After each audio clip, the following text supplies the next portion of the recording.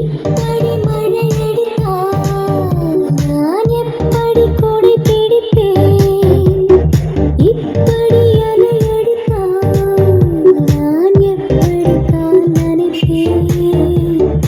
இப்படி கண்ணிமைத்தால் நான் எப்படி உன்னை ரசிப்பேன்? இப்படி நீ சிரித்தால் நான் எப்படி உயிர் பிழைப்பேன்?